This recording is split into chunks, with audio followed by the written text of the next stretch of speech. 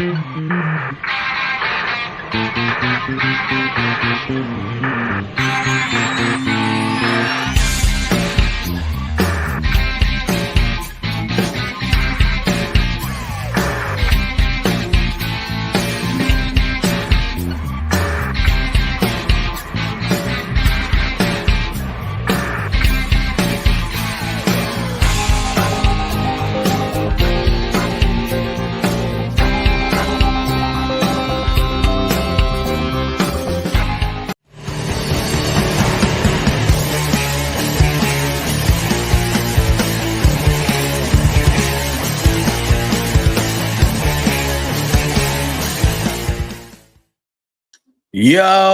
yo, yo. Happy Thursday morning, everyone.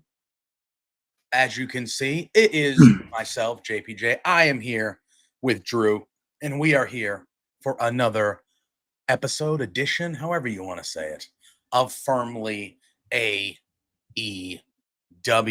We got a big weekend of AEW to chatter about. We have All Out this Saturday evening. You know, we still, right now, we have 7 matches, Drew.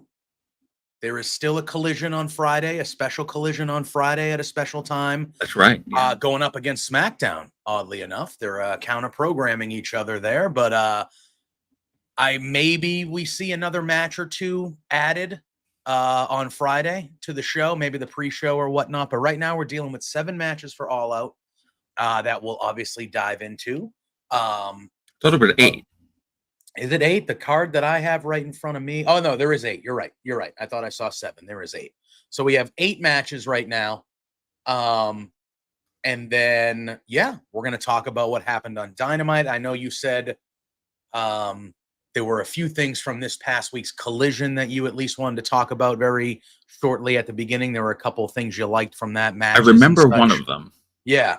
So I know. Oh no, I remember both now. Yeah, I know you had mentioned as we were getting off air, we had Firmly WWE at a special time, on Tuesday evening, and as we were chopping it up before today, you were like, "I do want to talk about a few things that happened on Collision because I liked a few things," and I was like, "Hey man, that's what we're here for." Them. Yeah, that means I actually liked them. Exactly. But first and foremost, before we dive in, how we doing today, my man? I'm doing good. I did my morning cardio. So God that's bless why you for that. I jumped on here at 9:58 because I ran out of the shower. Yeah. Like, oh shit. I did not do my morning cardio today. My morning cardio consisted of me driving to get my cold brew. That was my morning cardio of the morning. Yeah, but I miss those. I have to get some of those. Also, my morning consisted of quickly opening up this package that I got just yesterday. You got a package? And it was the shirt that Swerve was wearing just yesterday on TV. This Swerve's house. With, whose house? With Nana on the side. Yeah, with Nana's on the side of this one. Very good. This is my favorite shirt. There we go. Not too bad. So I'm really happy it came right on time for Firmly AEW. I love it. It's like they knew. We got Scott popping in the chat already saying good morning. Good morning, Scott. Glad to see you. Yeah. So first and foremost, by the way, the shirt is hot still. Like from the printing press. I was gonna say hot off the presses. Yeah, legitimately. I opened it up and I put it on. And I was like, "Oh my god, I got to put my air conditioner on. It's warm. I'm hot. It's warm." You had those things on. So before we dive in, because I thought last night's Dynamite was a solid show. We're gonna layer in. You know how we roll here with pay-per-view weeks. We'll talk about the matches and we'll kind of layer in the stories heading into them that we've seen on this week's episode of television. But I know you said you had a couple things off the bat that you wanted to talk about that you liked from Collision over the weekend. So why don't you dive in and let the people know what caught your fancy on Collision? One thing is, it's not a match, but it's a look. There's a look and there's a match. I'm going to go with the look first. The look is the top flight gimmick. I love it. Yeah. The pilot outfits look great. I'm sorry. And Layla Gray waving them down the ramp like airplanes Mhm. is like that's the one. If I was a kid Oh yeah. and I was in the crowd and I Oh saw yeah. them high flying, Layla waving them down like a plane and them running down, jumping, that would look so cool to me as a kid. I mean, it looked cool to me now, and I'm 33 years old. But Yeah. it looks cool to me now, and I can only imagine how there's a kid that one of the biggest things that a kid wants to do is be a pilot. 100%. So I think that gimmick really works, and I love that whole presentation.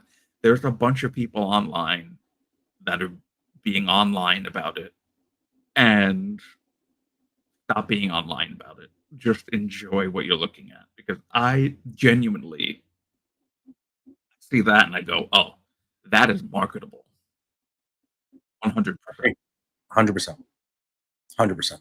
I fully agree. I think it's a good gimmick. They've been a team for a long time. I know they've had injuries here or there and and things of that nature. Um, but I think them having a little bit of a refresh, with kind of a new look.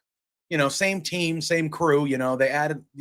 But like it's just like sometimes you just need like a refresh, not a rebranding, but you know what I mean. And I feel like this is something that it fits the gimmick, it fits the name. They are a high flying tag team, especially Dante Martin, but both of them, they're a fast paced, high flying tag team. I just think it makes sense. And it's like you said, the kids are going to see that shit. They're going to eat it up. They're going to eat it up. Oh, Scott, we're getting there, bro. Oh, that's the main event of our program tonight. Yeah, sure is. Sure is. Today. But yeah, tonight.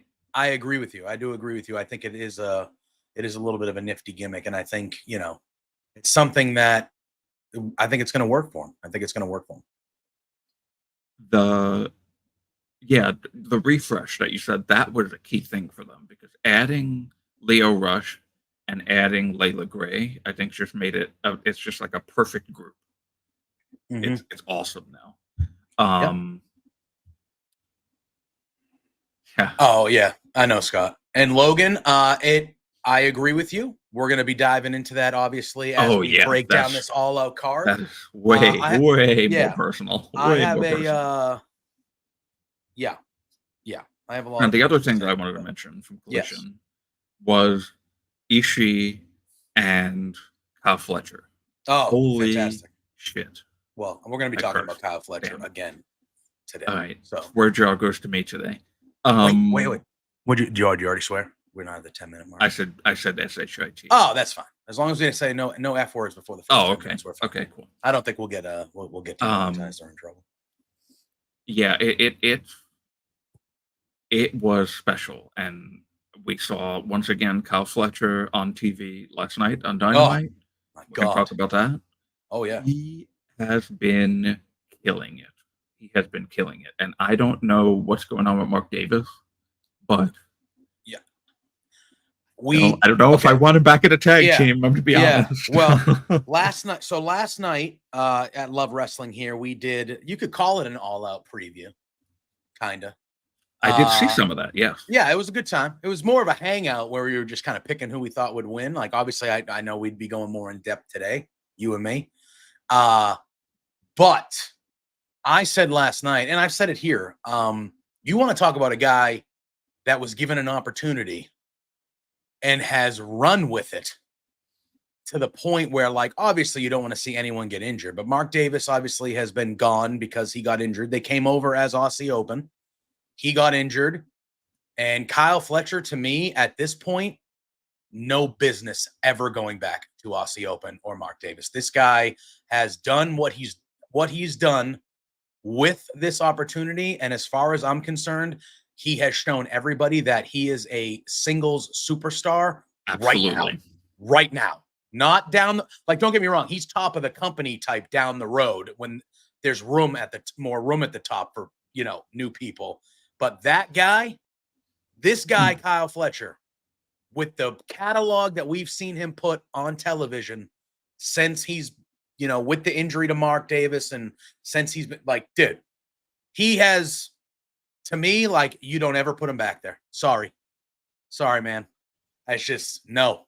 This is who he is. He's a single star. He should be one of the faces of your company moving forward. He's already proven that right now. That match he had with Okada last night was ridiculous. Ridiculous. And that's a in the scheme of things, it's a throwaway match on a go-home show of Dynamite. You know what I mean? Like, there's no feud building up to it. There was no long-term. It was hey, this is a title match. And him, obviously, Okada comes with a certain reputation of being one of the greatest wrestlers of all time in the world right now. Okay. But Fletcher, over the last couple months, has proven that he belongs in that discussion as well. Because every time he has a match, it's arguably the best match that is on the show. No questions asked. It has been, there used to be terms in wrestling, maximize your minutes, take advantage of your opportunity. That guy has done all of it. Oh, yeah. I mean, and not only has his in-ring gotten incredible, but his look. Yeah. He dropped weight. He gained muscle. Like, he moved. He got the bleach blonde. He has the new aesthetic when he comes out with the mask on. He's got the new music. Yeah. Like, he's totally changed himself from just 100% 6 months ago. 100%. He has 100% taken advantage of the opportunity that was given to him. How many times AEW's always been kind of good of like, and we're starting to see it at kind of, in both companies that we talk about. It used to be, oh, you're a part of a tag team and your tag team partner got hurt. Okay, well, we're not going to really use you too much, or we're just going to wait till your tag team partner comes back. AEW has done good about it. When we just talked about Top Flight, when Darius Martin got hurt, they used Dante Martin and they made him a single star for that little stretch there. Like they utilize that. AEW's always been pretty good about that. But man, Kyle Fletcher has just been, okay, this is my opportunity. I'm never looking back. And man, he's become one of the guys that I look forward to watching the most. Like, I want to see him wrestle every week. Yeah. That's how good he is. Yeah, that's why it's like mentioning the what match was that? I do remember he did that. I don't remember that. What match was that?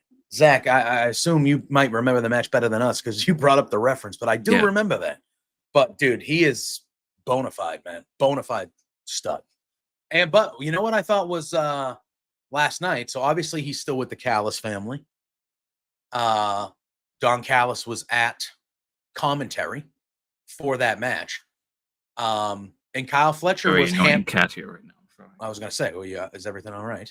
Is everything okay? Fletcher was pandering to the crowd.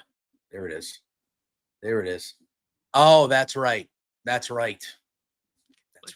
I did remember that he did that.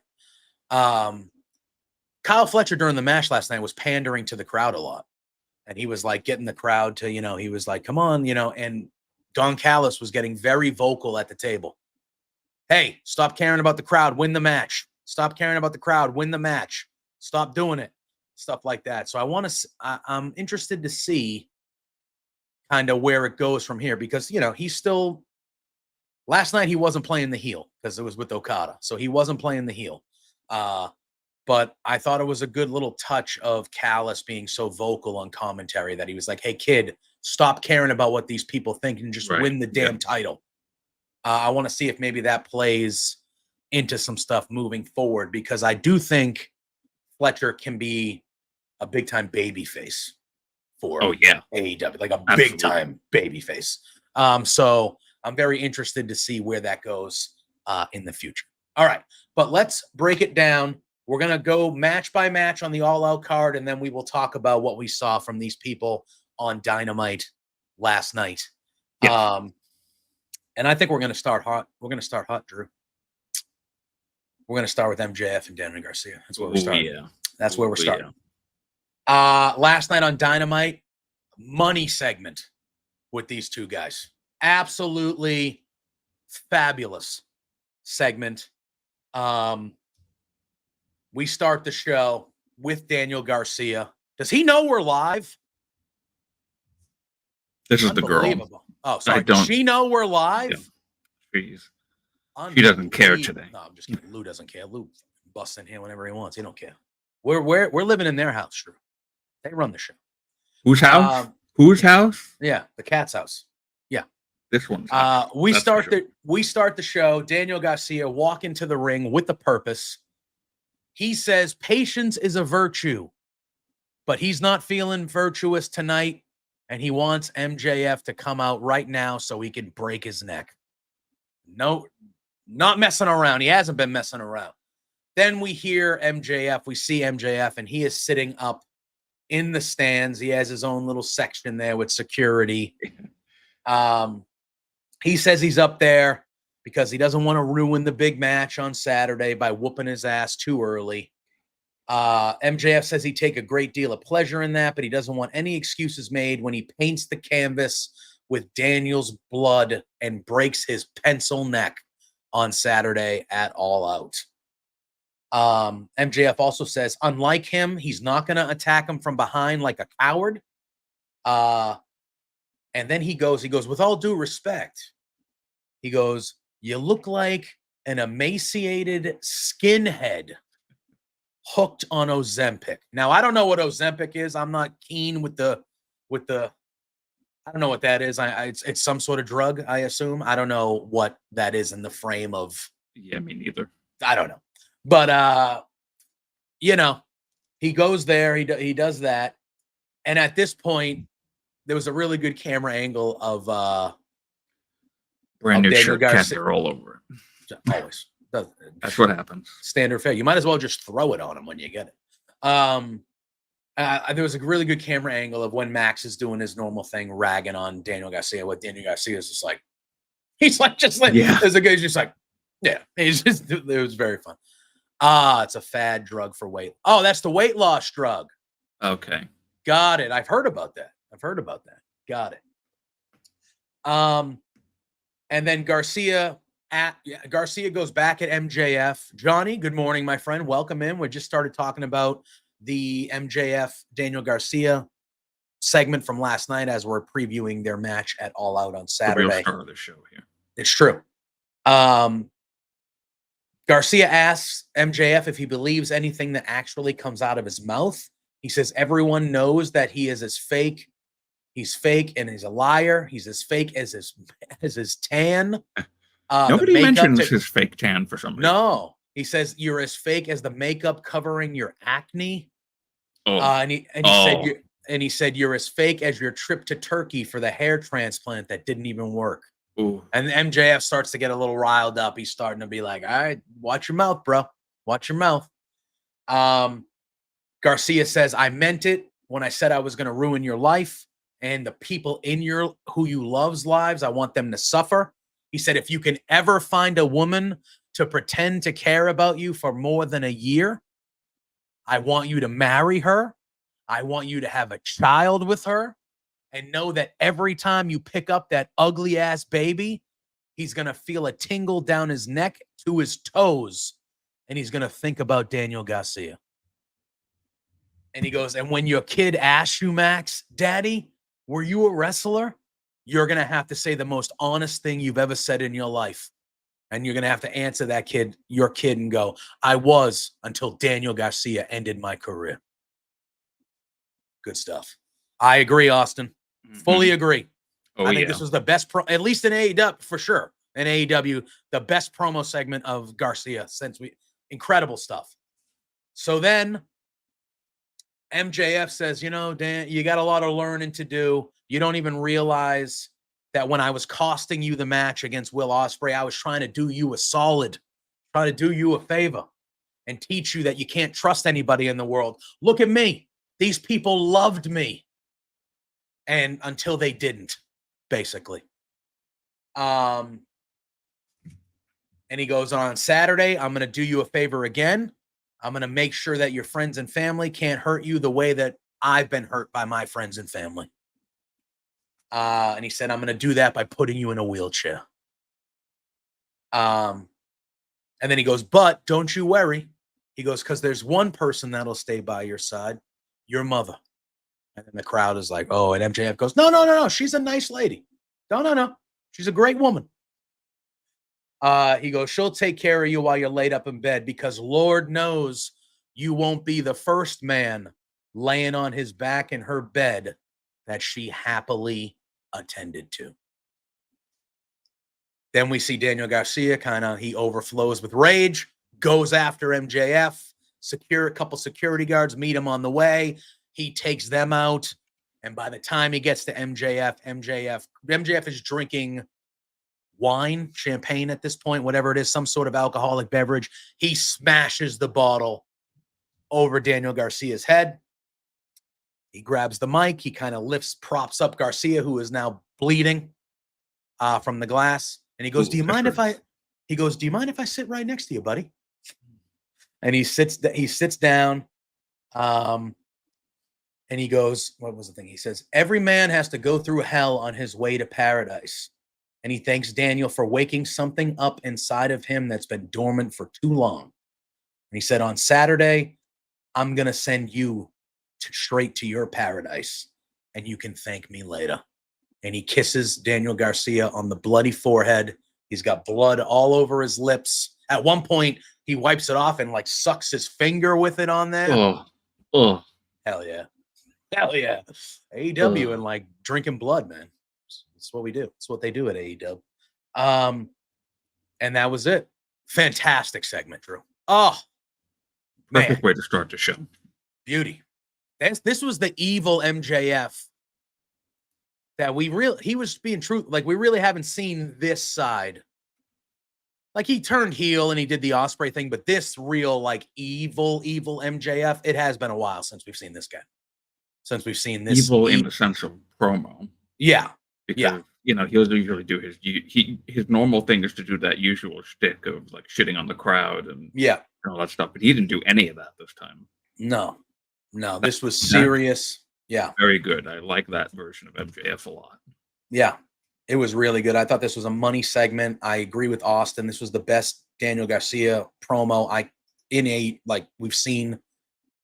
This match is going to be really, really good, Drew, on Saturday. Well, MJF lost at All In. Okay. He lost at All In.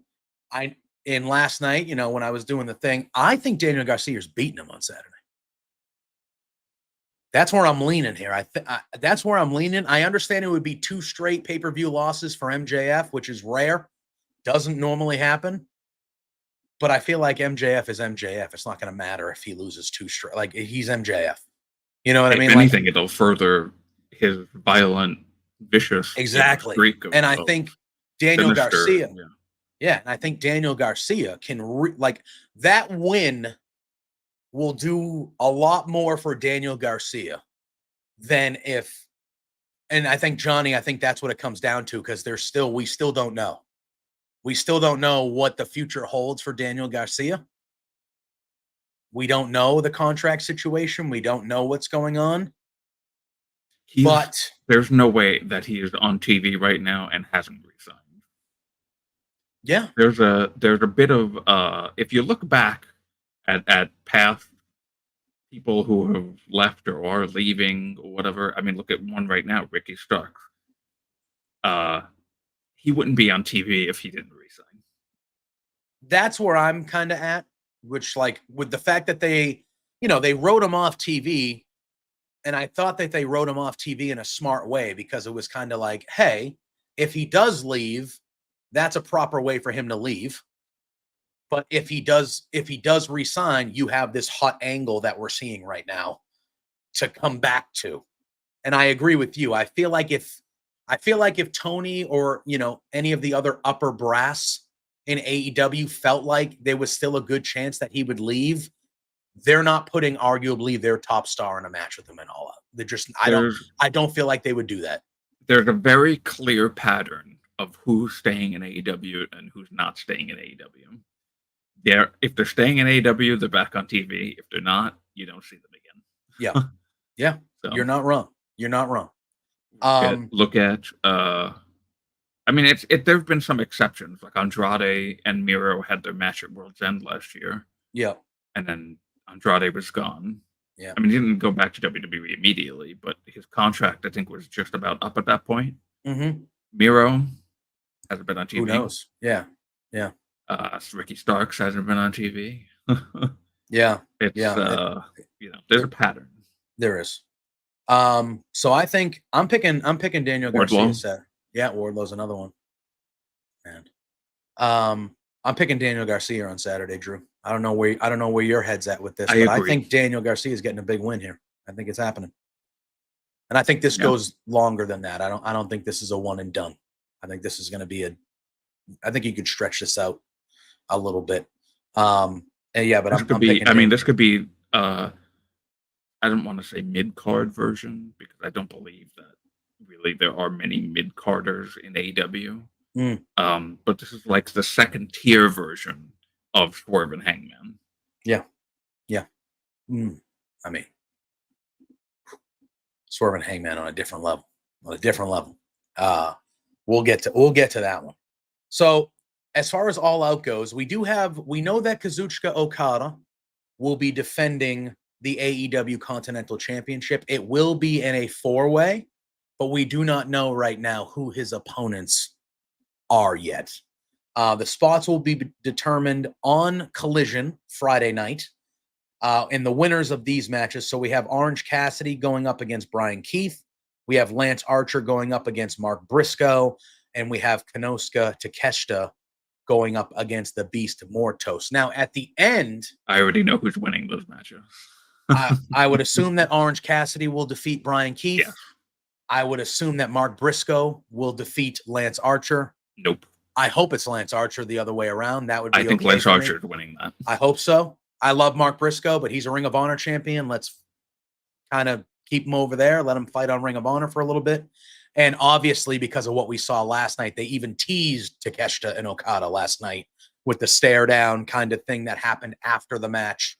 I need that Takeshita Okada one-on-one soon. So hopefully the 4-way.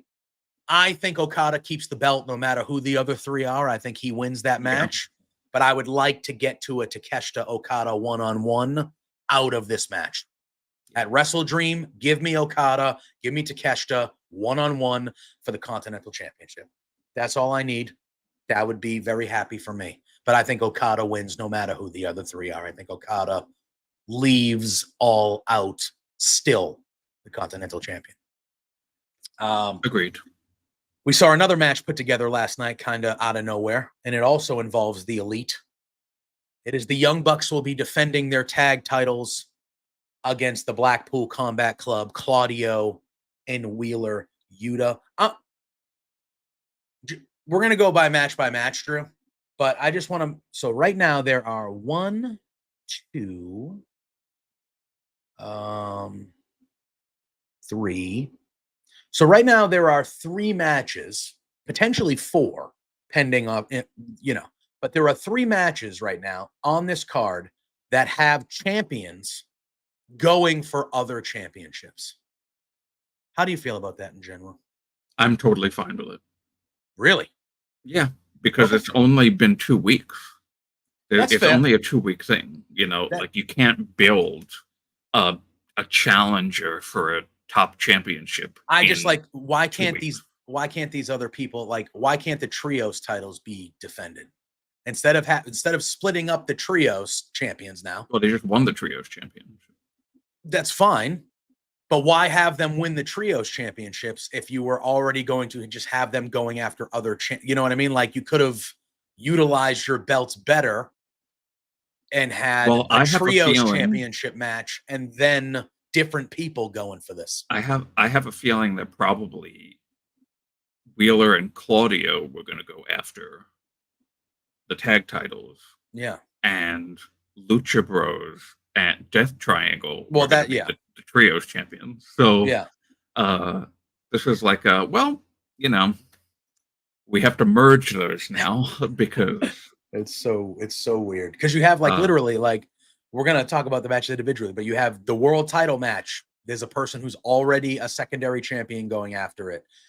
The trio, Pac is a trios champion going after the international championship. The only championship that's not being defended by a champion is TNT and the trios. Mercedes. No, Mercedes is defending her belt. No, but should not the challenger, not the Oh, champion. yes, I believe so. I believe every other championship match has a champion going after a second belt to try to become two belts, try to become a two-belt champion. Yeah. Yeah. For Pac and Osprey. Yeah. The tag title is the champion. match. Yeah. The trios titles are going after the tag titles. Yeah. Jack TNT Perry. Title is going after the world title. Yeah. Yeah. It's nuts. It's nuts. I don't have a problem with it, honestly, because it's just a 2-week thing.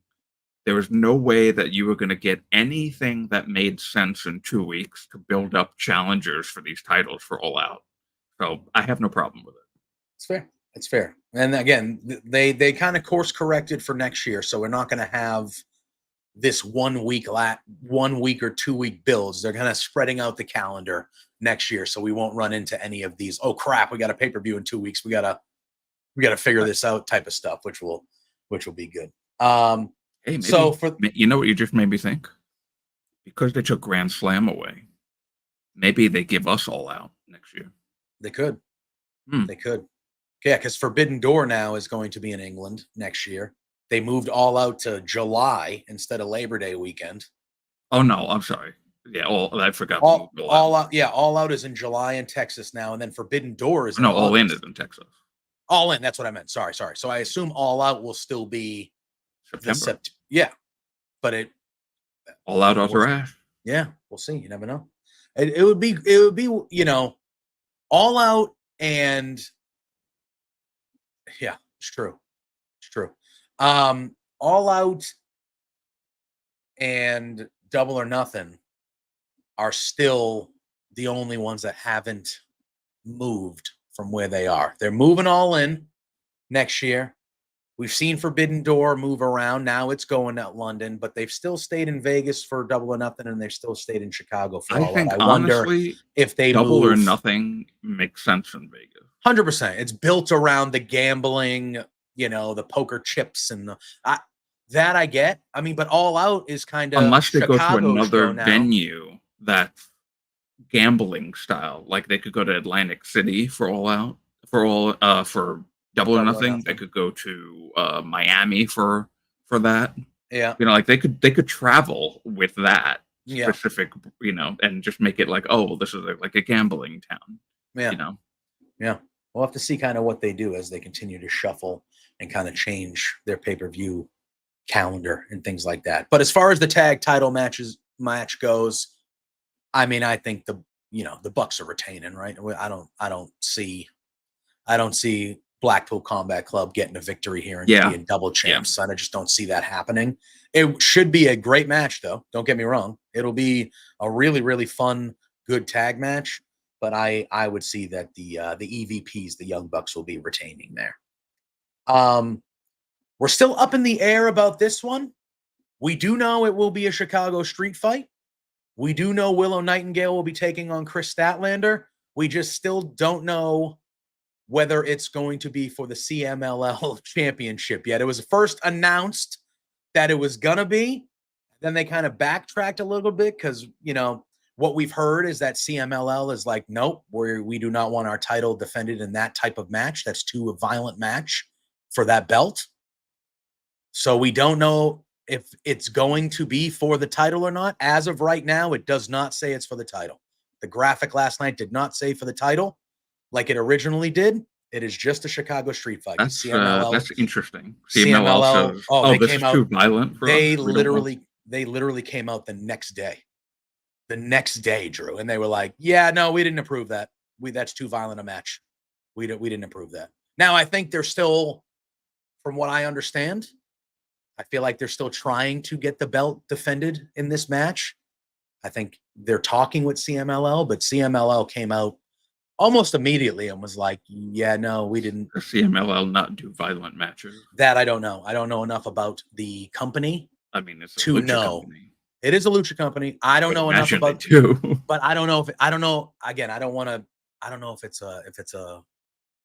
like because it's a ladies. I don't know. I don't know what they're thinking.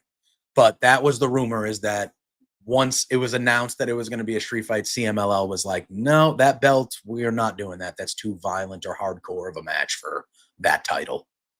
So we haven't agreed to that. But either way, it is going to be a Chicago street fight between Willow Nightingale and Chris Statlander. I'll let you go first on this one. I don't know if it being a title match compared to a non-title match changes what you think would happen on Saturday. I kind of have the same person winning no matter what, but I could see if it is a non-title, I could see that changing a booking thing or changing an idea of who wins. But who do you think? Who do you got when it comes to Willow and Statlander here? I want to say Statlander. Yeah, that's where I'm leaning. Either way, I think I'm leaning either way. Because I don't know what you do with the other. So this is like a lose-lose for me because if Statlander wins, what happens with Willow? And if Willow wins, what happens with Statlander? I think Statlander needs to win. To be honest with you. Not needs to, that's but like I feel like for me, I feel like the long game for Willow, and especially if it is going to be for another company's belt, but I feel like the long play for Willow is going to be the one that takes the TBS title from Mercedes whenever that happens. I feel like that was kind of laid out at the beginning. And Scott, I think you're right. I think if Stat loses, she goes nowhere. And I feel like that's why I had Stat winning no matter what. I had Stat winning even if it was for the belt or not, because I think she needs the win in this feud particularly. I thought they were going to win the mixed tag match at All In. So did Stat and Stokely, but they didn't, which is fine.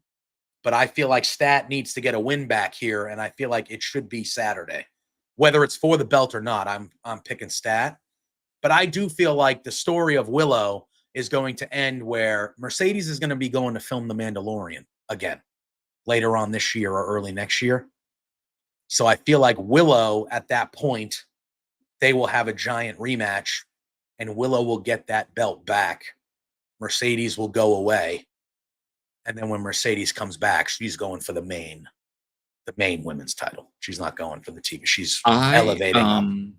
That's how I feel like this plays out. I don't agree with you there. Actually, I don't think that Willow is the one that takes it off of Mercedes. I think it's Athena. Athena would be good. And I would obviously be more than happy with that. I just don't know when they're going to officially make the move. They're very liberal when it comes to their Ring of Honor people being on AEW television all the time, with the exception of Athena. She's like the only one of their champions that they're like, no, I don't know why. Not really. Not. And it makes her ROH exclusive, and as a result, I now am screwed. We, or both of us, really are screwed because we don't pay for Ring of Honor Club. And no. And I would like to watch Athena because she's having an all-time run here these last year and a half to 2 years, like all time. But it is what it is. But I would love to see her eventually make that move and then go, okay, you're over here now. We're gonna focus with you over here. And I do think Athena and Mercedes would be terrific. It's a match that they both wanted too. Yeah. So that would be good. But yeah, I really don't know where Chris Statlander goes if she loses on Saturday. I really don't know where they go about it because, yeah, I don't know. It just feels like Statlander needs the win in the feud and just in general. I feel like she's lost a lot of her big matches. So we got Johnny saying that this pay-per-view seems to have more grudge matches than I recall on an AEW pay-per-view. Might be a lot of color on this card. There could be. Possibly. There could be. Yeah. I know one match that's certainly going to have color. 100%. We'll talk about it soon. We will. So do you think it's Statlander? How are you? Does it change your mind whether the title's on the line or not? No. Okay. Well, you know what? Like if it's non-title, I think it's a lot easier for Statlander to just win, right? Yeah, because I don't know what the deal would be with Statlander and CMLL. And exactly, CMLL will clearly has to have the say, I would think. in it because it's their belt. You know what I mean? So who knows? Although now I want to know why all of a sudden are they not approving a match? Like, did AEW expect them to just be like, oh yeah, you can just do whatever you want? Or... That's the vibe I get. The vibe I get is that AEW was like, all right, yeah, like we can kind of book the match how we want to for your title. And then I assume like we'll talk to you about where you want the title to go. But clearly there was a miscommunication because they booked the match. And then within 36 hours, CMLL was like, yeah, no, it's not happening that way. So I'm going to be, I should I even say this? Probably, well, what the hell? So I'm not going to go on like a 20-minute thing about this, but I am, I went to Forbidden Door this year. Mm-hmm. I really enjoyed it. I don't need it all the time. It's not something where I'm like, oh yeah, I gotta get that CMLL, that AAA, that whomever talent on screen all the time. Mm-hmm. You know, it kind of diminishes Forbidden Door because Forbidden Door is supposed to, it's kind of like, now I feel like I could talk about WWE more now because we do a WWE show. It's like, Survivor Series used to be Raw versus SmackDown. Yeah. But then throughout the year, there's other Raw versus SmackDown stuff. So yeah, that's fair. If we're gonna have the Forbidden Door concept as a pay-per-view where New Japan, CMLL, AAA, whomever get together and have matches with AEW, maybe it's time we just stick to Forbidden Door and we don't have like, All Out, the CMLL title is going to be defended, and then All In, a AAA title, or mm-hmm. the New Japan Strong Championship is on AEW TV right now. Yep. And I mean, even Ring of Honor, in a sense, could be factored into that too. Mm-hmm. These pay-per-views have 10+ matches on them. You can have CMLL, AAA, New Japan, Ring of Honor, you know, and just have it be a true Forbidden Door thing. The concept of Forbidden Door originally was, hey, we're a major American wrestling company. The other major wrestling company doesn't do shit with people outside of their own company. Then. But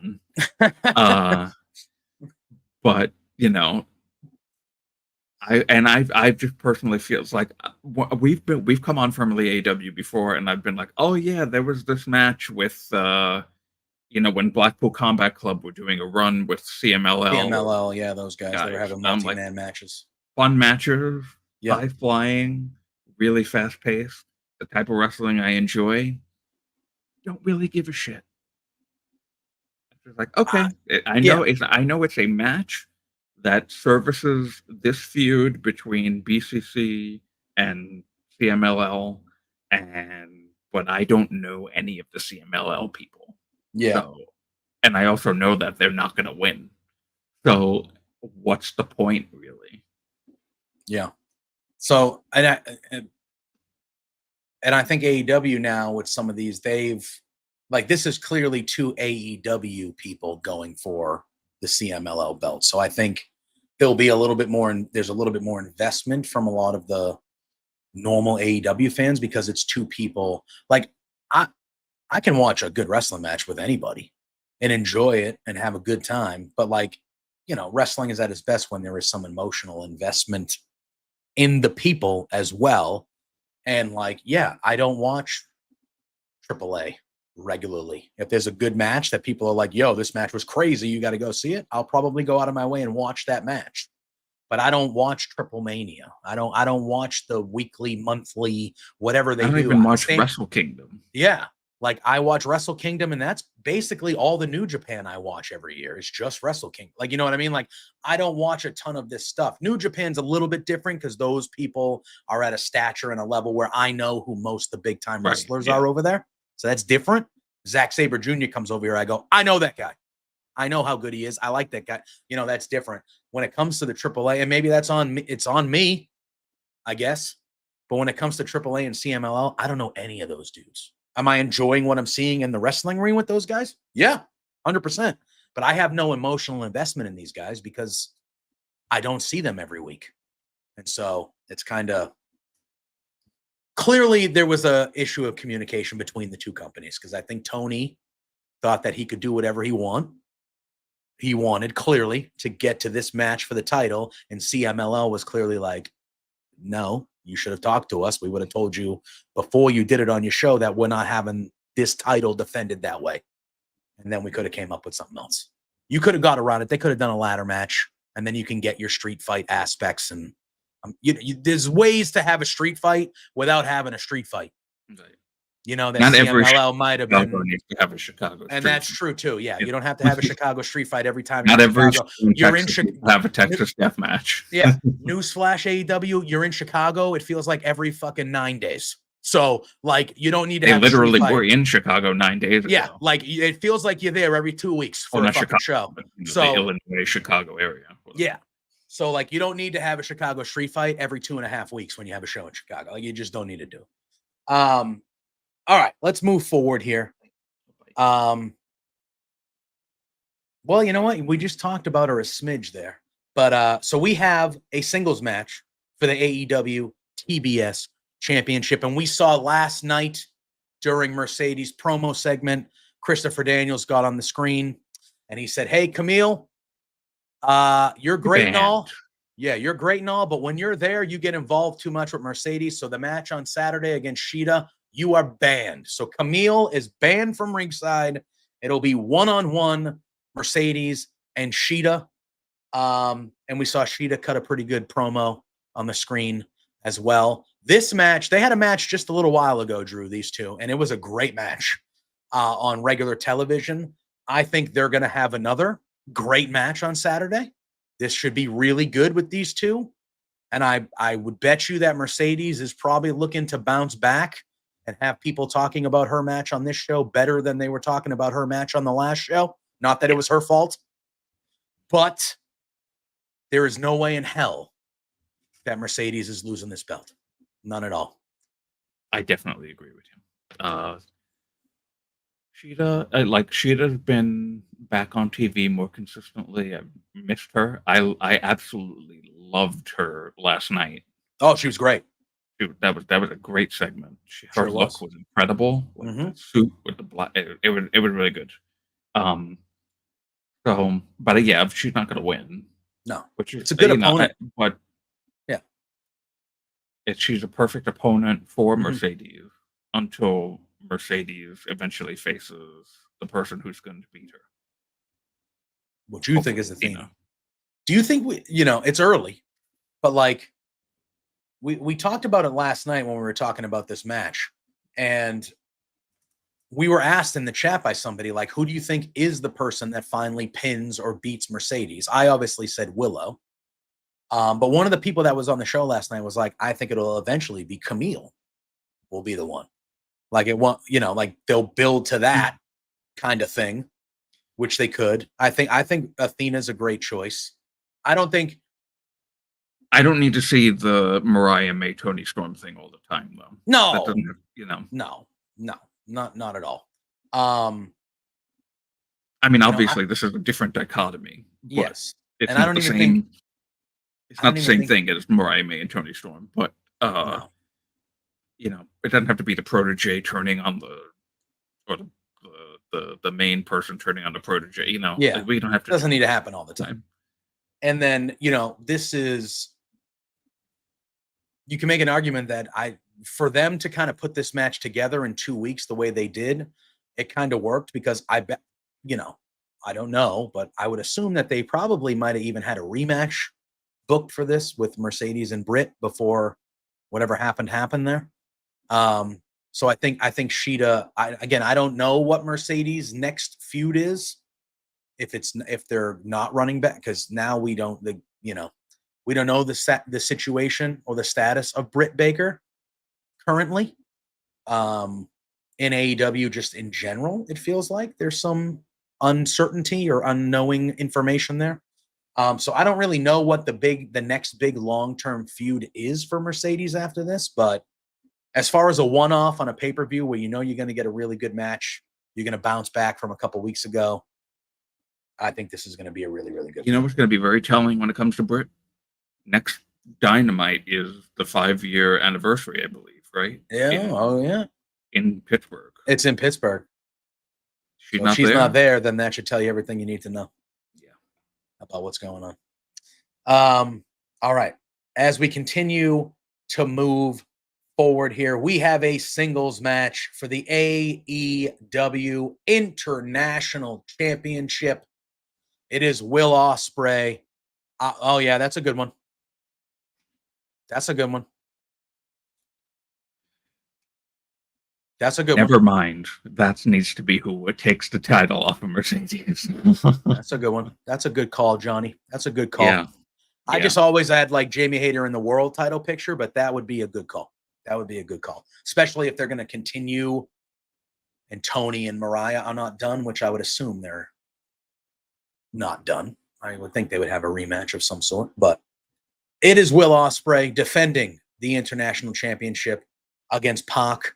These last couple of weeks, we have seen Pac get the upper hand on Will Ospreay. Last week, friggin' came out of nowhere and gave him a poison Rana. Oh God, what a was just brutal. Incredible. Just good stuff. Pac has had this title shot for a while now. We knew he was going to face the winner of Ospreay and MJF before All In at this show. And before he became a trios champion with the BCC, we knew this was happening. I think this is Drew. I think this is the perfect opening match for this show. Perfect. Yeah, I agree. Opening match. This match is going to be incredible with these two. I'm very happy that Pac is getting his one-on-one match at a big-time pay-per-view. But again, kind of like a few of these matches, Will Ospreay ain't losing that belt. He's not going to be losing that belt to Pac. But this match should be any match with Will Ospreay on the card, but you add Pac, this match could easily be the best match of the night. Easily be the best match of the night. I'm expecting a really, really good one here, but I'm also expecting a retaining of the championship by Will Ospreay. Yep, I agree. It's pretty cut and dry. It's not anybody who just won a title isn't going to lose it immediately. I agree, and unfortunately, all the main championships, with the exception of Mercedes here, they all just won the belts. So, I mean, the Young Bucks have had it for a while. Okada's had it for a while. Mercedes has had it for a while. But Ospreay, Danielson, listen, they cannot have Danielson lose that title. No. Already. I don't know what this chicanery is going to be incredible in that match, because I don't think that Jack takes a clean pin, but it's there's going to be involvement from the Elite or something's going to happen in that match. Oh, for sure. For sure. I mean, that's the next one we're going to talk about, because after that, we just got the main, which I assume we'll dive into a lot. But we saw last night with Will Ospreay and Pac that Pac also got the upper hand on Ospreay last night. Gave him a gnarly looking brain buster on top of like the what do you call those things? Like the things in the back that they like cases. I was going to say like crates. But it was gnarly looking. And then I loved Pac on the mic. He was just like, "I warned you, William." Calling him William. I love it. I warned you, William. I warned you. I'm like, hell yeah, dude. We also saw last night the Elite and Scapegoat. I almost called him Jungle Boy. Scapegoat Jack Perry get the upper hand heading into Saturday's match. It will be Bryan Danielson defending his newly won AEW World Heavyweight Championship, and his first challenger is the TNT champion, the Scapegoat, Jack Perry. First and foremost, we dived into it a smidge last week, but how do you feel about Jack Perry being the first choice of opponent for Danielson? And again, kind of like the last few matches we talked about, You think there'll be a lot of chicanery and nonsense Oh here yeah, happening? absolutely. It's. I almost wonder if this match starts the show, Good. just so that this way, the freshened up elite are not um hurting or having gone through a match, because we know there's one match that needs to close the show, and as much as I love Danielson, it ain't the world title match. No, it's not. Um, so I would actually probably open with this match and have the elite get involved, the Blackpool Combat Club get involved, and then they could even lead into that next match right after that. Yeah. Type the tag title match. So yeah, I don't know how it's going to happen, but Danielson is definitely retaining. I would agree. And there's also that looming Christian Cage thing. That is true. I did want to bring that up because he does have technically, like, it seems like it's like Money in the Bank ish. He can kind of right? He can do it at any time, or does it have to be like time? So he can come after this match if Danielson's laid out and be like, "Here we go." So it is like basically like the Money in the Bank. He doesn't have to. It's not any time for a one-on-one match. He can cash it in and have the match at any time. That's right. That's what it seems like. Okay. Yeah. So there is that, and I also wanted to talk about, Jack Perry has his friend, and last night we did see Claudio and Wheeler come to Daniel's side a little bit. They were all kind of involved there. Yes, I'm glad. But there's another member of the group who seems to not be a part of the group anymore. So when you talk about the elite and you talk about a numbers game and you talk about Scapegoat, Okada, the Young Bucks, it looks to be 4-on-3 because Moxley, as we saw on Dynamite last night, he's still looking to chat with Darby Allin. That's what he's looking for. And it's very clear. Not one. So what I found strange about the entire segments involving Danielson, involving Blackpool Combat Club, not one time was Moxley's name mentioned. Not at all. And we even saw earlier in the night when Moxley and Shafir showed up, they had a little segment in the back with the elite. Yeah. And right. Moxley looks right in Jack. I almost call him Jungle Boy every time. Looks right in Jack Perry's face, and he goes, "I don't care what they say about you. You're a sweet kid." And I'm just like, he's going against your buddy, like your buddies here. They're fighting your buddies on Saturday, man. And he's just kind of complimenting them and just kind of, okay. And I'm just like, all right, man. All right. I'm hoping once we get to the 5-year anniversary, we kind of get that started. That like, okay, what's going on with Jon Moxley and why is this not like a company anymore? Yeah, because they when it comes to the promo segment we saw with Moxley last night, he just was strictly talking about Darby Allin. He didn't mention any of this is not your, he didn't go into any of that company stuff or anything. It was strictly like, I'm still looking to talk to Darby Allin. He put Darby Allin over. He really did. At the beginning of the promo last night, he was talking about how he saw what Darby Allin was and believed in Darby Allin when AEW started. He saw that. I know this has nothing to do with All Out because right now, Darby Allin and Jon Moxley is not booked for All Out. I don't think it's going to happen at All Out. I would guess Wrestle Dream would be where that happens in Washington. But does it even seem like he wants Darby Allin for a fight? Kind of seems like he wants to talk to Darby Allin maybe to kind of join them. Maybe. I did have that thought, but then the way that he ended the promo last night was like, I think it's going to end up in them fighting, like, right? But it seems like he's coming from a level of like, I see a lot of you in me. You do things the way you're supposed to, reckless abandon, not caring about what happens to you. Like that's where we do things the right way. That's how pro wrestling should be. So it makes me think of like, is he going to try to do the thing kind of like what he did with the BCC and Wheeler Yuta? Like, hey, I want to fight you. But I want to fight you because I like the way you do things, and eventually I want you to be with me. Like, do you think it's one of those things? Maybe. I Because he mean, put him over last night pretty well at the beginning of that. He put him over. I don't see like Darby joining with Moxley, but it's the I was just thinking of the way that Moxley ended the promo last night. It's like, I just want to talk. Yeah.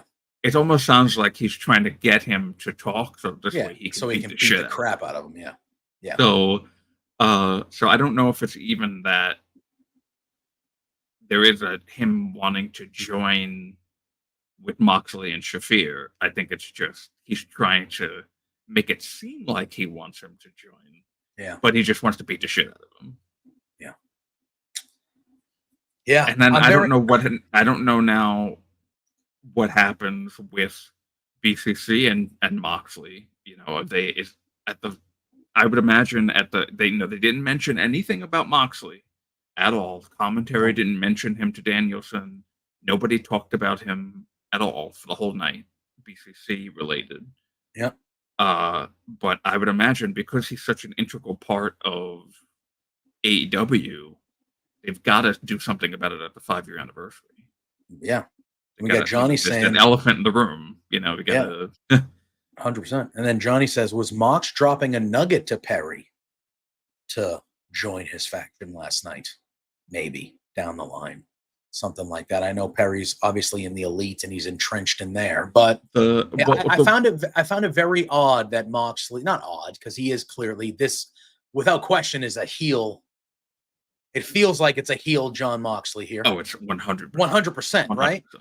And so him complimenting the elite and complimenting Jack Perry was kind of out of nowhere, to be honest with you. And I do feel like damn it, I almost did it again. I do feel like Jack Perry, scapegoat, I do think he potentially could fit a Jon Moxley-led stable like this a little bit more than he fits being in with the elite. I just want to know what this isn't your company anymore thing. Yeah, and like they completely steered away from that. But although he said that last week, this isn't your company anymore. We all know it is the Young Bucks company. And he didn't say anything about it, but he walked up to them and was like, he acknowledged them a little bit, but he was really talking to Jack Perry. And I don't know if that teases a TNT title thing in the future, maybe. I don't know. It can mean a lot of things.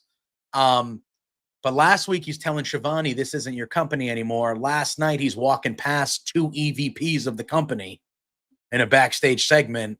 He didn't say anything about it. They leaned away from it this week, and they also weren't acting buddy-buddy. No. With each other. No.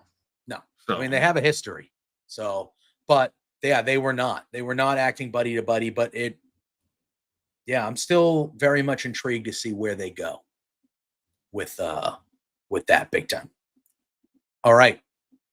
This one's we're gonna have some time. We're gonna have some time on this one because I want to talk about. Are we there? We're at the. This is the only match we have left. Okay. It's the only match we have left. Wait, so obviously, just so we run it through here, we're all picking. Both of us are picking Bryan Danielson. Both of us are picking Will Ospreay. Both of us are picking Mercedes. Both of us are picking the Young Bucks. Both of us are picking Okada. Both of us are picking Statlander. And both of us are picking Daniel Garcia. I kind of like with Statlander and Willow, I was kind of leaning towards Willow. Yeah. But then like, what do they do with Statlander if Willow doesn't win? I mean, there's things that they can do with her, but she should be elevated more. So the way you elevate her is by having her win. So. Okay. We are at our main event. This is the rumored main event of the show. It should be.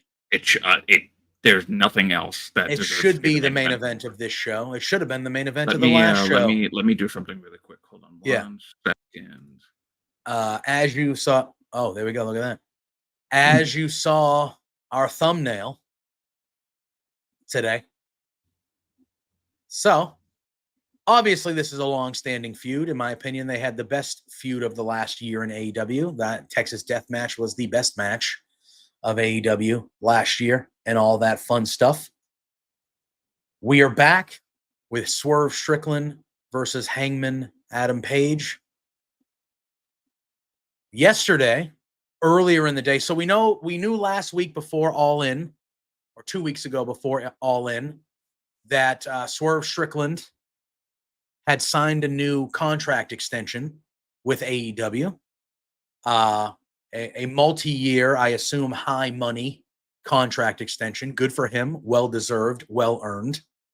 And we saw yesterday on Swerve's social media accounts and on AEW's that yesterday morning, Swerve put out a video where he got to Corey. That's a good one. That's a good one. We saw that Swerve had a really sweet, nice video. It was him and Nana standing in front of a house.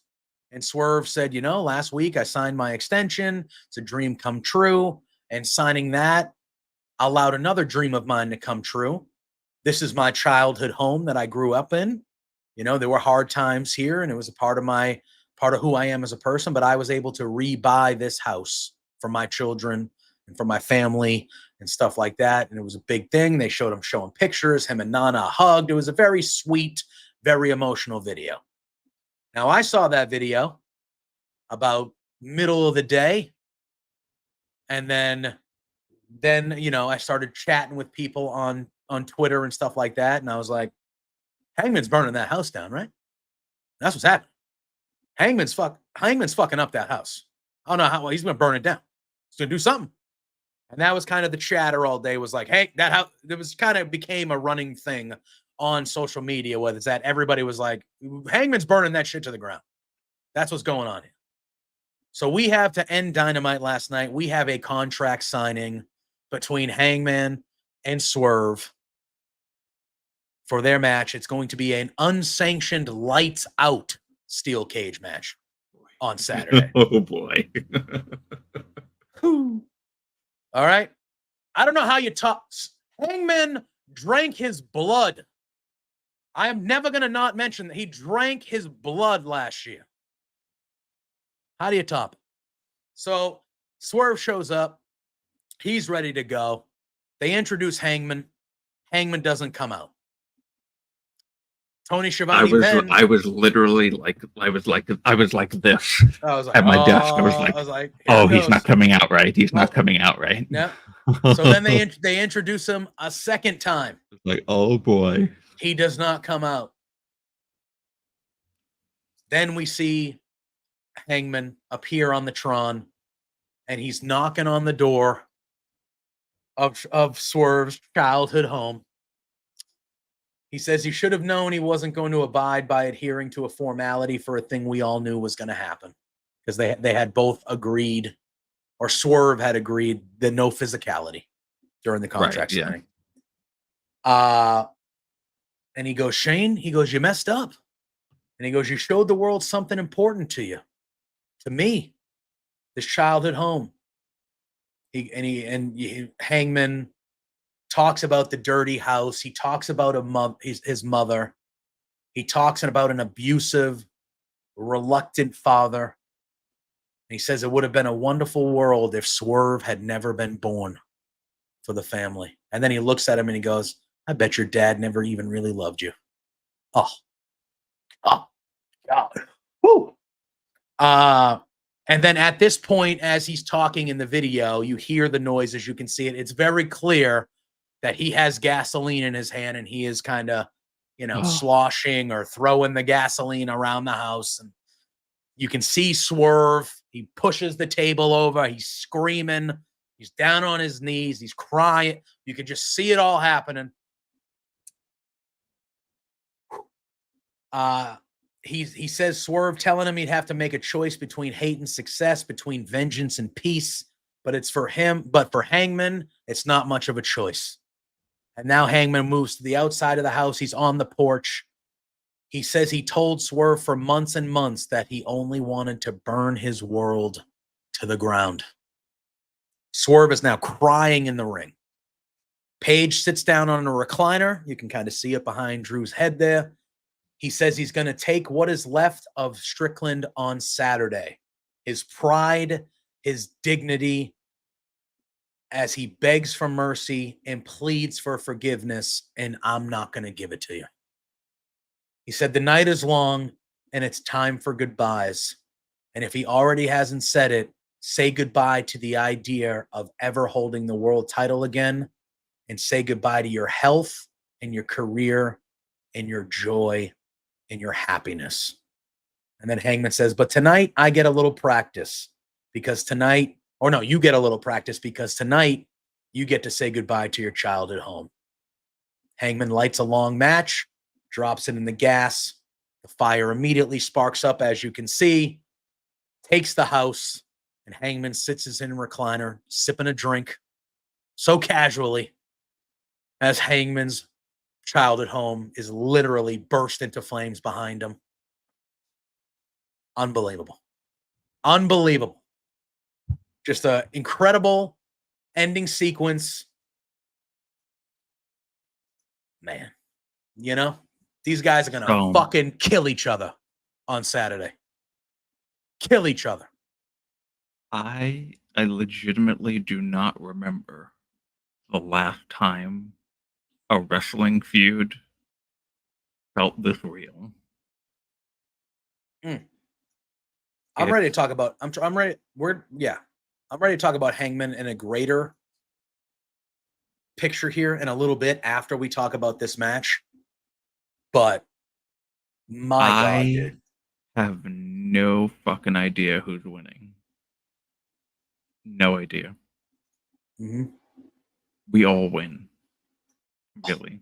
Brother. This segment was, you know what Scott just said. Cinema. Oh, yeah. And I know Righteous Reg doesn't like cinema, but no. It was legitimately cinema. It was like you said, the chatter of the day was, oh, Hangman's burning that bitch. Oh, yeah. Yeah. And it's like, oh, how's it gonna happen? How's it gonna happen? They're having a contract signing. Yeah. So, like, I think it was maybe it was before the segment or it was before the show. I had tweeted out like, oh, imagine Hangman's music plays and he doesn't come out. It's like, oh, we know what's happening if that happens. Yep. And sure enough, and I loved the way that they did it. I loved the way that they did it so much. This was a better closing angle than the Elite beating Tony Khan. This was excellent. This was Swerve just like, all right, we're gonna sign this contract. I'm not gonna get physical with you. You're probably gonna say some terrible shit to me. I'm gonna say some terrible shit back. We sign the contract. My night is over. Whatever. Not one time did he ever think, oh, you know, Hangman's fucking crazy. Yep. You know, I once went to his house and his child was there. And I put a shirt in his child's crib. Mm-hmm. Hangman's response is to burn the bitch to the ground. It's not even be like, hey, you know, I'm it's not like the Seth Rollins Edge thing from a couple of years ago. Yeah. It's like, hey, I'm gonna stop by, I'm gonna destroy some shit, drink some milk from your fridge. Nah. Hangman's just burning the bitch to the ground. Yep. 100%. It was beautiful. Mm-hmm. And I might make this image my phone screensaver. That's incredible. It was incredible. The whole thing was incredible. This whole, you know, in my opinion, in the history of AEW, the two best feuds are Hangman and Kenny Omega and Hangman and Swerve Strickland. Yes, me too. Me too. And I said the exact same thing this morning. And this is why I said I would talk about Hangman in general in a greater sense. In my opinion, and he's my favorite, so I am biased. He is my favorite AEW wrestler. He has been basically since early on in AEW. I think that Hangman is the greatest person in the history of AEW. Right now, currently.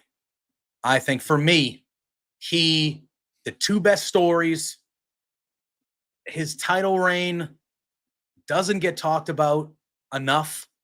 Underrated, I would say, as well. I know there was some up and down moments of it, but when he won that belt is still one of the best moments in the history of the company when he beat Omega for that belt. And he had a good title reign with that belt. Yeah, Punk fucked it up, but it's kind of. I mean, the way things ended, yes, it looks back at that like, damn. But dude, he's been the MVP of the company.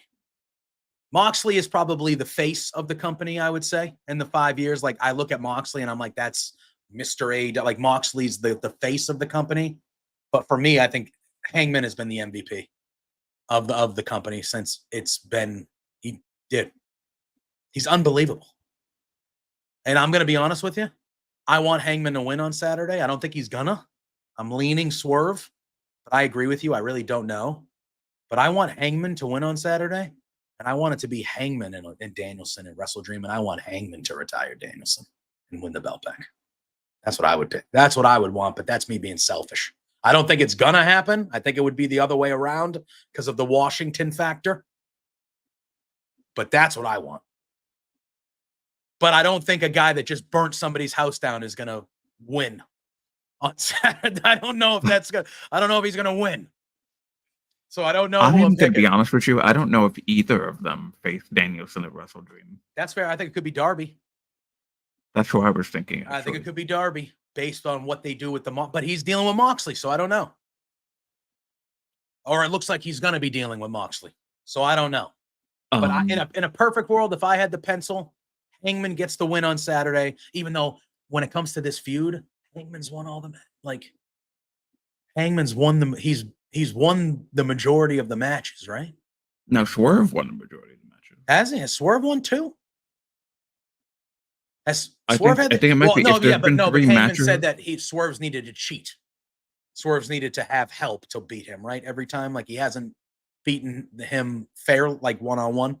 Right. Guess. Yeah. So maybe Hangman does. I don't know. I would have Hangman win. And then I feel like the winner of this match, I know it's unsanctioned, so I probably won't even count towards the records, which the records are whatever at this point. But I feel like the winner of this match should be the number one contender for the World Heavyweight title. That's how I feel. That's how I feel. But I agree with you, but I don't think that it means that they are going to actually go for the title. I don't think it is either. Not at any time soon, at least. No. And who knows? Because it's an unsanctioned steel cage match. We might not see them for a little bit after this match, no matter who wins and loses. This could be one of those things where they're both off TV for a few weeks because it's so brutal. Because how do you top the Texas Death Match from a physicality, brutalness aspect? How do you top what we saw from the friggin' Texas Death last year? Because that was violent as hell. When I look at heels in AEW, MJF is a really good heel. Mm-hmm.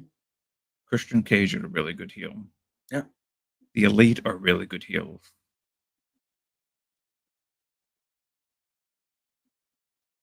What Johnny just said right there makes him the greatest. Yeah. It's unbelievable. The character of Hangman. The character of Hangman.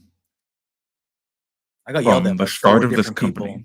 4 different people last night. Every time I was like, Hangman. They're like, that's not how you say it. I'm like, that's how you say it. It's Hangman. I share your values with that. You're not going to get any pushback from me. The character arc of Hangman from the start of this company to now is cinematic. It's, he started out, he was the first guy to go for the title against Chris Jericho. Mm-hmm. Lost that match. It affected him losing that match. It affected him until Kenny Omega was able to pull him back and be like, let's do a tag team. Let's do our thing. They win the tag titles. he's happy about it, but you know, he's got a bit of a drinking problem now. Now he's drinking. Now the friends are worried about him. Now he's starting to get paranoid. Now I remember that moment before the split. Mm-hmm. And he's in the ring, and Hangman Almost gets out of the ring. Yep. And he's Holds got the rope. Turns around, and he holds that rope, and the whole crowd Yeah. is like, "Oh Here it shit!" comes. They were still Yeah. tag champions at the time. Yes, they were. And then he just was like, "No, no, we're good." Walks away. It's like, and you know, Kenny's looking like, was he about to? Mm-hmm. Was he about to do what I think he was about to do? And then they do the split, and they turn on Hangman. Exactly, they turn on him. So that's like that whole MJF Adam Cole type of oh, my friendship, you know, my friends I trusted betrayed me, type of a thing. Then his friends help him. That title win was booked to perfection. Yep. One side, Nick Jackson looks up at him and is like, yep. And then Matt Jackson on the other side, and he's just like, yep, you gotta do it. Do it. Yep. And he does the buckshot, wins the title. The greatest title win in this company's history. Yep. Still to 100%. This day is no question. No question. As Danielson's is right underneath it. And yeah, and then all of a sudden, you know, he loses that title, goes on a little bit of a bender again, has that little like thing with the Dark Order that doesn't come to fruition, unfortunately. I really think he should have been the new leader of the Dark Order. I don't know why that never happened. And then he's back, you know, he has a kid. Then he starts this thing with Swerve. And he's the babyface, and Swerve is the heel. Yeah, that's when it started. Yeah, sure was. And then we've seen just him, like Johnny said, turn into a psycho, a sociopath. Like we've seen his whole Swerve has just complete, like, man, the way it's been told. This is a man who's gone too far and can't come back. Right here. Yeah. And like when you see him right there, and the whole the whole thing is 5 minutes long. And he's talking so calmly about it. He's not, you know, he's angry. We know he's angry. We've seen him be psycho angry. But the whole time he's talking to Swerve last night, he's just calm as a cucumber. Just cool as a cucumber, man. He's just, oh, all right, yeah, just, yeah. You know, one man, you told me to do this. But look at that picture right there, man. He fucking committed arson, a felony, and he's sitting there casually just sipping on an adult beverage. That is a psychopath. The fire. So he sits down and he lights the match, and that fire starts and travels up. But it got so bad right in this area. Yeah. And he's just sitting there and he doesn't even fucking flinch. Nope. Not a scent of emotion in his body when he sets that house ablaze. He's just like, yeah. And then just sits back, friggin' leg on his knee, sipping a drink. Just ruined a guy's, you know. And that's where he's at mentally.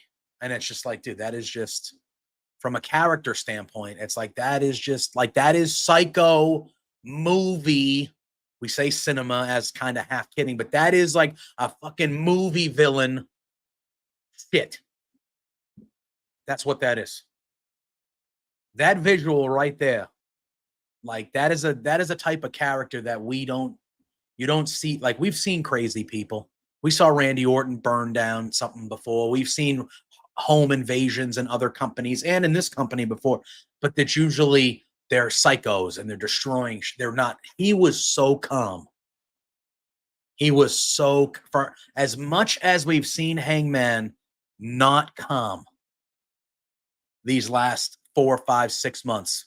Basically, since he's come back with Swerve, he was so calm, and it felt like even though we know he's not, at peace with what he was going to do, because he was just like, Yeah. I'm ruining this. I'm burning this guy's, literally, but like I'm burning this guy's world to the ground. And that's really all I care about. MJF and Daniel Garcia is heated, but it ain't this heated. No. And I mean that figuratively and literally. Yeah. It's not this heated. It was a thing, like, you know how I feel. I felt like this should have main evented All In, but it's main eventing All Out. It's got man. I am so excited for this match. I honestly don't know what they're going to do to top what they've already done. And that makes me even more excited, because these are two dudes that are going to try to top what they've done. What if Hangman's can Swerve burn to the ground? And they're going to be in a cage. They could get out of you can't get out of the cage. They're trapped in there with each other. But it's lights out now. Unsanctioned. Like, God, I don't know. That's a main event match. There's no way. Yeah. 100%. They'll do the world title match. That'll be the last, like, sanctioned match of the night. And then Justin Roberts will do his thing, and he'll say, this is unsanctioned, lights out, blah, blah, blah. And then we're going to get 40 minutes of... What is his... He usually has a line that he says. Yeah, doesn't he say, like, shit's about to hit the fan or something like that? Yeah, something. He's probably going to say that. Yeah, something like that. But, man, we haven't even picked who we think's actually going to win. I don't want to pick. I don't either. Can they just both? Pick because it's like the cliche thing to say. It's like, oh, the fans win. But I think it is meant literally in this case. We all win because this match is happening. Yeah. I can't pick. I don't know. I don't want either of them to lose. But I also feel like, or do we think that this isn't it, and it's still like? I mean, I feel like this is gonna be it for a little bit. I feel like these two are just never gonna not. They're never gonna not feud. But I feel like this one could be it for them for a little bit. I think this one could be it for them for a little bit. Like maybe although I don't know how you can at this point. How can you separate these two at this point? Even after this match, like how is it not on site every time that these two see each other? At this point, it basically already has been. But how? I want there to be some sort of an interaction between them before the match. Even like they're going to be the main event, but we need to like see backstage them just fucking going at it. And then everybody's separating them, and it's like, oh, they have to be put into each other's lockers respectively, and just lock the door, and nobody can like. There's no way that Swerve can be in the same building as this guy. That's what I'm saying. And like they need to be. But I don't. How does that change after this match? You know what I mean? I don't know. I mean, it shouldn't. They clearly can't. You burned down my childhood home. Yes, because they clearly can't fight each other forever. Even though I would be totally okay with it, but they can't. They have to go do separate things. Swerve needs to become, wants to go back and be champion. I'm sure Hangman does too. Like they eventually have to go do separate things. But I don't know how, with the way that this feud has been built, how they do not want to kill each other every time they see each other. Like I don't know how that stops. You have this brutal match on Saturday. Lord knows what we're going to see in this fucking match. And I say that in like excitedly. But Lord knows what we're going to see in this fucking match. And then they're supposed to on Wednesday, I don't think they will be there on Wednesday. I think they'll have a week off or so because they're probably going to do some wild ass shit on Saturday. But whenever they're at the arena again for work and they see each other, they're supposed to just not want to continue. Like that, how do you get away from that? For me, it would be like, I don't care if I won or lost this match. No. We have a heated blood feud for the rest of our time together. Yes. Like I will, at this point, it feels like with both of them, it's not going to stop until they kill each other. That's where we're at. That's where we're at. Obviously, this is real life society. You can't murder people, but you know what I mean. But that's where we're at. Like, I just don't know how you get back to being like, okay, we're cool now. I'm going to go fight for the world title over here. You stay over there. Motherfucker, you burn my house down. This is how crazy it is. I can't even picture them in a room together. No. Off, like, non-kayfabe. Non-kayfabe. Like, no. just, like, chilling and, like, talking. Like, nope. Because this feud has gotten so heated that it's almost like you need to keep kayfabe in this one. Kayfabe is like dead, kind of.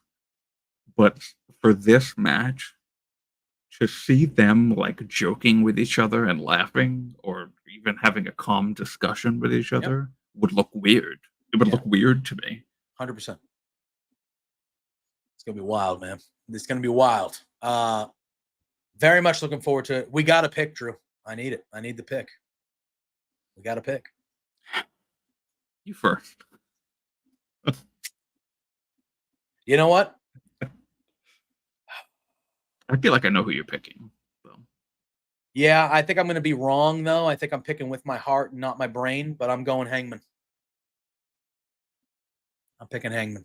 I feel like I'm going to be wrong, but this is what I want. So I'm picking Hangman. I want Hangman to win. I want Hangman to become the #1 contender. I want Hangman to win the belt back and retire Bryan Danielson. That's what I want.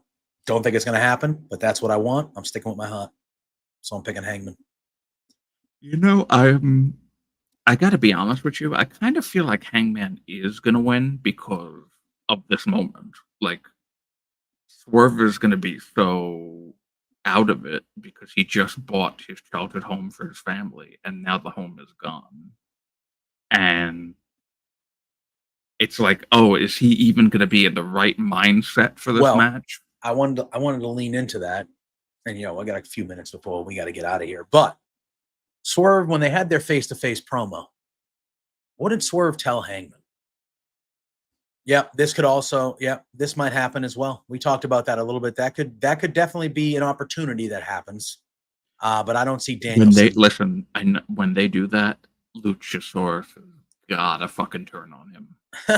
Gotta fucking turn. Listen, if they do that cash in and Luchasaurus doesn't do the turn, then that moment at All In meant nothing. It's fair. He has to have gotten him the contract so that he could screw him over when he cashed it in. That's fair. That has to happen. That's fair. So Swerve cuts that promo. They had the face-to-face, right? Was that last week or 2 weeks ago? Last week, right? They had the face-to-face. Is that last week? I don't know. What did Swerve say? They talked about the triple threat match with Samoa Joe. He said, you were so interested in me. You were so interested in me because I made you go to those depths that you didn't care about winning the championship. You didn't care about winning a match. You just cared about me. What do you think that segment did last night with Hangman? Do you think Swerve cares about winning a match now? Or maybe winning his title back now? Point. Yeah. Or do you think Swerve is now maybe at the level that Hangman was 5-6 months ago?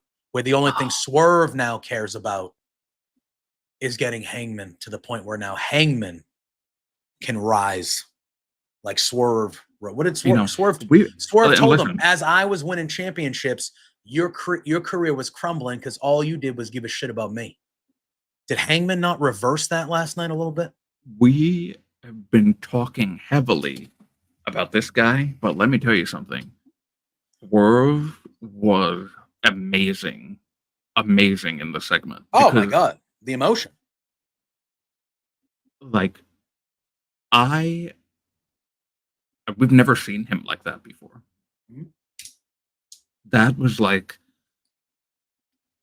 his mother just died. Like, that was that type of like just what I felt from him. The way he was emoting, punching the ring, and his face it almost looked like his face was turning purple. Yeah. Like, it was a beautiful performance from him. It really was. Like, I thought this show. Okay, sorry. Go ahead, finish. No, you go ahead. Go. I was going to say, I thought this show started and ended with two of the best segments that we've seen in a little bit. I thought the Garcia MJF segment at the beginning, and especially this, I thought those were two of the best promo builds to a match segments that we've seen on AEW in a bit. I thought it was very strong. Very strong. You're totally right. Yeah. It's like the other thing too that I was going to say in regards to Swerve now becoming Hangman in the sense like you just said, when he was when we had the show right after that match at Revolution between the three of them, him, Samoa Joe, and Hangman. Yep. I came on here and I said, he fucking tapped because he didn't want Hangman to win. He didn't want Swerve to win. That's the reason why he tapped out. Yeah. He didn't give a shit about winning that belt. Nope. And we were talking about that for weeks leading into it. And I remember both of us agreeing and being like, Heyman does not care. Hangman cared more about Swerve not winning that belt than he did winning the belt himself. Yeah. Period. End of story. That was the story. And then they pretty much echoed that. They said that for real. When Swerve said that in their face to face, it's like, yep, you tapped out just because you didn't want to see me win. Correct. Like somebody watching the show. Yeah. It's poetic, really. Like, you know, if you want to take cinema out of it, if you don't want to talk about it like that, poetic. This whole feud has been poetic. Mm-hmm. It has been I don't know any poets. I don't know their names about like besides like Edgar Allan Poe. Was he really even a poet? Really, he was just more of like a story guy. Yeah. But like I don't know poets. So think of like the best poet and the best story from that poet, and that is this whole thing. Yeah. It is poetic. It is just it's wrestling in a way that we're not accustomed to seeing it. Yeah, like you mentioned, there's been home invasion angles. There's been, beating up somebody's family member angles. There's been, pouring cement in somebody's car, smashing somebody's car, But this, and there was the only other thing that is like as close to it as possible is Randy Orton burning up the Firefly Funhouse. Well, no, it wasn't the Funhouse. It was that was before. It was him and Bray, wasn't it? At that point, he burned something to Bray's. It was the Wyatt compound. It was that house. All right, I thought it was the Funhouse. He does his pose in front of it. Yeah, he's doing that famous picture. It is beautiful. It's not saying theater. It's beyond cinema. It's theater. It's theater. Okay. I don't disagree with that. Shakespeare. That's what we're getting. Wrestling's version of Shakespeare. Yes. Yeah. I mean, it's not wrong to say that, honestly. Yeah. You do not see it like this very often. No. And we still have another chapter to go because 2 days from now, these guys are like what we saw last night. I can make an argument maybe was. I don't know what to expect in this match, Drew. I feel like somebody could die. I don't think they're gonna. The objective of this match if this was isn't a movie, to win. It's to if kill this the other was person. if this was a movie, what we saw last night was the last straw before these two guys have their final battle at the end, where the good guy's gonna kill the bad guy. That's where we're at. But in this particular case, I think the bad guy's gonna win. Who is the good guy and who is the bad guy? I don't. Well, they've done it perfectly where both these guys have done both. Right. So it's because like you genuinely don't even know who is the one who deserves to be the victor in the end. Who is Superman and who is Lex Luthor? Yeah. This is true by Johnny, though. He says if Hangman wins, Swerve is now in the position of not beating Hangman without help. That's why I felt like when I said I'm probably going to be wrong and I picked Hangman, that's why, because they made it a point where Hangman said that. That makes me think that Swerve is going to get the job done by himself to officially say, not that I ended this feud, but to be like, oh yeah, you can't say that anymore because guess what? I beat you by myself. Or it technically doesn't end here. And I don't think it does. And Hangman wins because of this moment, because Swerve is going to have this in his mind that he's not going to be able to focus. Yeah. And Hangman will take advantage of that. Yeah. And then the next time Swerve wins. It's possible. Possible. We got Asian Joe before we get out of here. He says, I'm really interested looking down the road about Hangman's redemption arc and how he comes back from going to such drastic measures. Yeah. I mean, that is part of it too, because I don't think Hangman is going to be playing this psychopath, committing felonies, burning things to the ground, this is not going to be his character forever. And eventually these two do need to get away from each other. And where the hell does this character go from where he is now? Because now he is literally committing crimes, like legitimate crimes. It's wild, dude. All right. That is going to do it for us. That is our All Out preview. It should be a good one on Saturday night. Drew and I will be back here next Thursday morning at 10 a.m. We'll be back on Tuesday talking WWE, but for the AEW folks here, we'll be back next Thursday at 10 a.m. reviewing All Out in next week's Dynamite, which I'm sure we'll have a lot more to say about this match. Hopefully there won't be an obituary. Yes. Yes. Thank you to everyone in the chat. Johnny, Asian Joe, Andy, Scott, Zach, Ophelia, Logan, all you guys. Appreciate you in the chat. Before we get out of here, go visit our friends at NordVPN.com. Whether you're traveling for work or vacation, work or play, as the kids say, you can have your home Wi-Fi, your home settings right at the press of a button. For us wrestling fans, this is now the second time in the last 2 weeks that we potentially have to drop $50 for another pay-per-view this weekend. We got another one coming just 4 weeks after this. You can save yourself some money by changing your location very easily at any time as well. Maybe save yourself a few bucks as we're having to cram in all these pay-per-views and spend all this money to watch the show. They are also the safest VPN, so you don't have to worry about public Wi-Fi and people trying to steal your data, steal your stuff. NordVPN is the best VPN for all of your needs, so go check out our friends at NordVPN.com. Drew, before we get out of here, tell the people where they can find you, and then we'll get out of here, my man.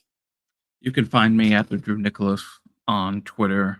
Follow Firmly LW, Firmly Love Wrestling on Twitter as well, at Firmly LW.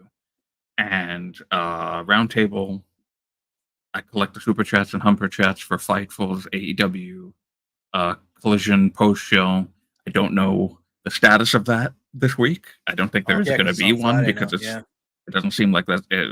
We're still in discussions of whether that's going to happen or not. And I get to be here on Love Wrestling and talk about now both AEW and WWE with the fine fella to this direction.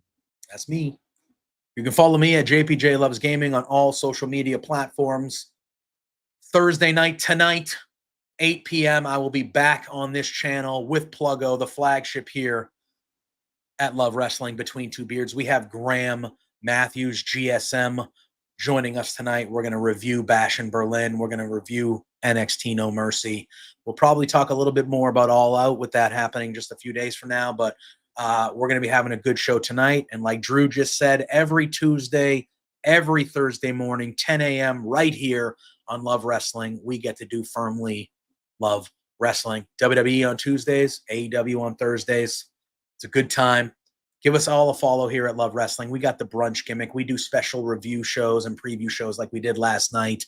We have me and Drew 2 times a week. We got me and Pluggo. We got Quizplex once a month donating super chats and money to charity for that great trivia show we have. We have interviews. We have all these great things here. And we have some of the best independent wrestling you will see the last Friday of every month. IWTV, LPW. We got LPW 30, Drew. LPW 30. It's been 30 of these already at the end of the month at the Rec Room in Edmonton. So give us all a follow here. We appreciate all the support. We appreciate all of you. And you guys know the drill by now. Until next time, peace out.